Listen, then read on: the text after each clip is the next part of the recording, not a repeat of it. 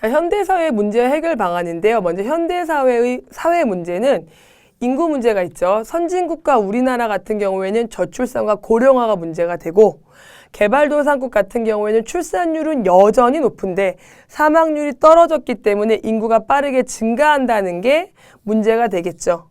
해결을 해보자면 선진국가 우리나라 같은 경우에는요. 저출산, 출산을 장려하려는 노력이 필요하고요.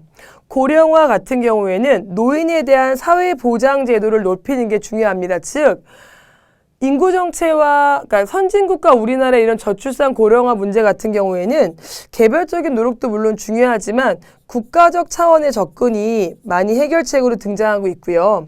또 개발도상국 같은 경우에도 국가가 산화 제한 정책을 한다든지 식량을 증상화나 경제 개발을 늘려서 이제 정말 그 나라가 살 수 있는 환경을 만들어 주는데요.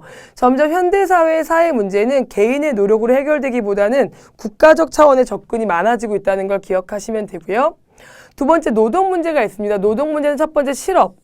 일하고 싶어도 일하지 못하는 거 또는 임금이 있죠. 임금 같은 경우에는 저임금 자체도 문제가 되지만 임금 격차도 문제가 됩니다. 임금 격차는 보통 사회적 불평등의 결과겠죠. 그리고 노동 조건과 관련된 문제도 있고요. 노동자와 사용자 간의 노사 갈등 같은 것들도 문제가 될 수 있습니다. 해결해 보자면 먼저 실업 문제는 일할 수 있는 기회를 주는 것이 좋겠죠. 임금 문제 같은 경우에는요. 최저임금을 보장하고 되도록이면 비정규직을 정규직으로 전환해서 격차를 줄이려는 노력을 해야겠고요.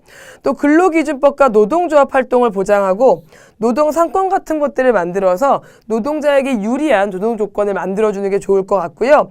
또 기본적으로 노동자와 사용자가 동반자적인 관계라는 걸 인식하는 것도 아주 중요합니다. 그리고 둘 사이에 문제결이 되지 못할 경우에는 정부가 중재자로서 역할을 잘해주는 것도 많이 요구되는 태도입니다.